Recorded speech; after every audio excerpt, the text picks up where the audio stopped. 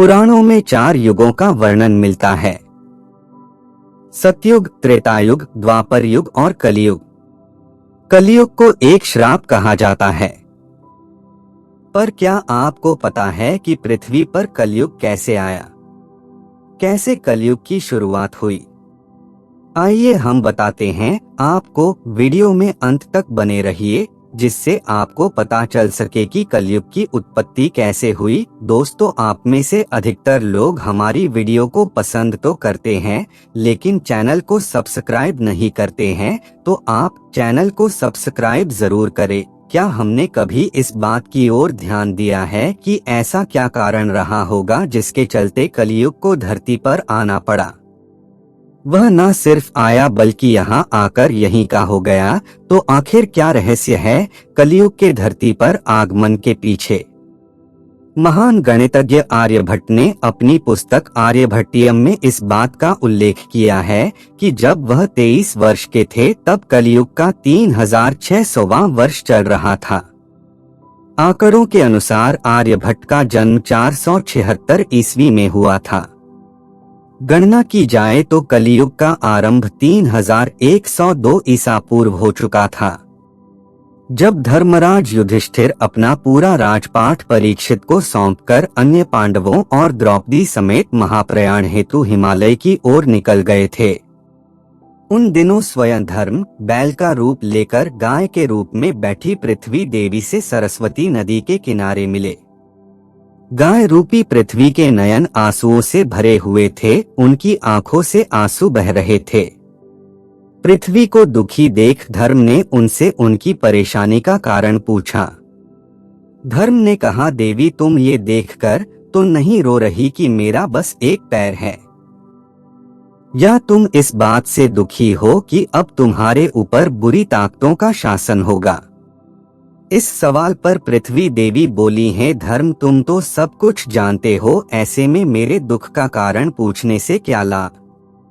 सत्य, पवित्रता, क्षमा, दया, संतोष, त्याग, शास्त्र विचार, ज्ञान, वैराग्य, शौर्य, तेज, ऐश्वर्य, कांति, कौशल, स्वतंत्रता, निर्भीकता, कोमलता, धैर्य, साहस, उत्साह, कीर्ति, आस्तिकता, स्थिरता, गौरव, अहंकारहीनता आदि गुणों के स्वामी भगवान श्री कृष्ण के स्वधाम जाने की वजह से कलियुग ने मुझ पर कब्जा कर लिया है।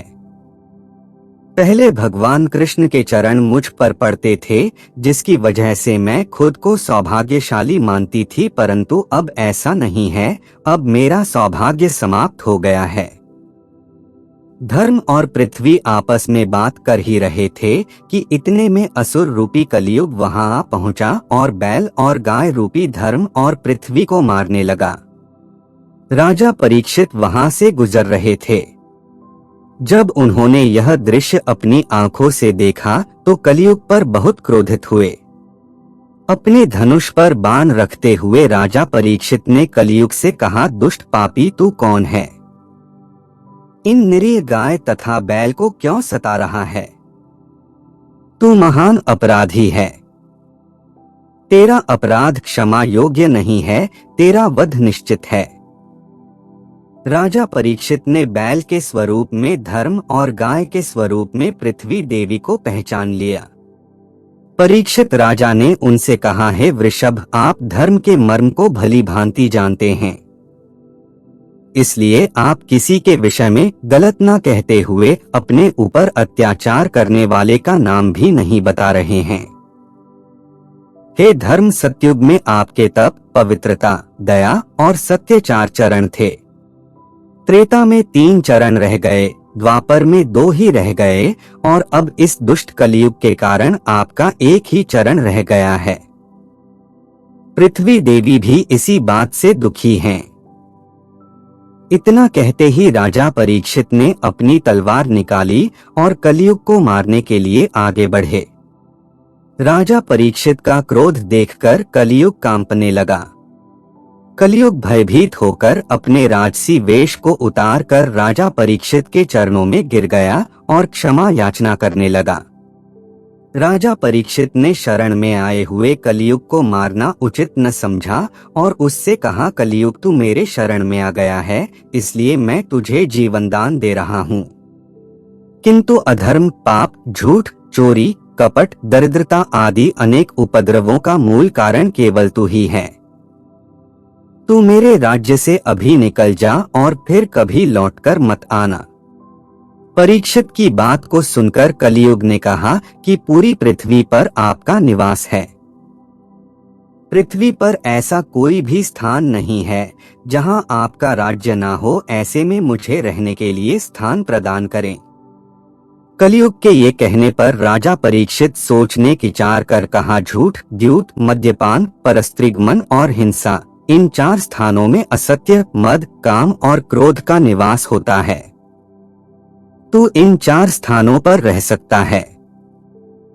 परंतु इस पर कलियुग बोला है, राजन, ये 4 स्थान मेरे रहने के लिए अपर्याप्त है। अन्य जगह भी प्रदान कीजिए मुझे। इस मांग पर राजा परीक्षित ने उसे स्वर्ण के रूप में 5वां स्थान प्रदान किया। स्वर्ण रूपी स्थान मिलते ही कलियुग ने राजा परीक्षित के सोने के मुकुट में वास कर लिया। कलियुग इन स्थानों के मिल जाने से प्रत्यक्षतः तो वहां से चला गया, किंतु कुछ दूर जाने के बाद अदृश्य रूप में वापस आकर राजा परीक्षित के स्वर्ण मुकुट में निवास करने लगा। मार्कंडेय पुराण में कलियुग के दौरान शासक जनता पर मनमाने ढंग से शासन करेंगे, मनचाहे ढंग से उन पर कर थोपेंगे। शासक अपने राज्य में अध्यात्म की जगह भय का प्रसार करेंगे।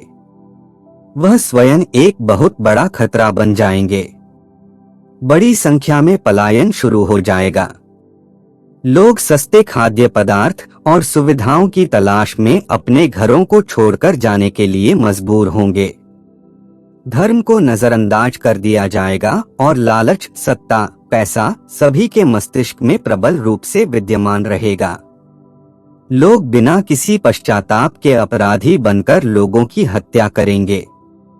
संभोग जिंदगी की सबसे बड़ी जरूरत बन जाएगी। लोग बहुत आसानी से कसम खाएंगे और उसे तोड़ देंगे। वचनों का कोई अर्थ नहीं रह जाएगा। लोग मदिरा और अन्य नशीले पदार्थों की चपेट में आ जाएंगे। गुरुओं का सम्मान करने की परंपरा समाप्त हो जाएगी। ब्राह्मण ज्ञानी नहीं रहेंगे। क्षत्रियों का साहस खो जाएगा और वैश्य अपने व्यवसाय में ईमानदार नहीं रह जाएंगे। पाप अपने चरम पर होगा।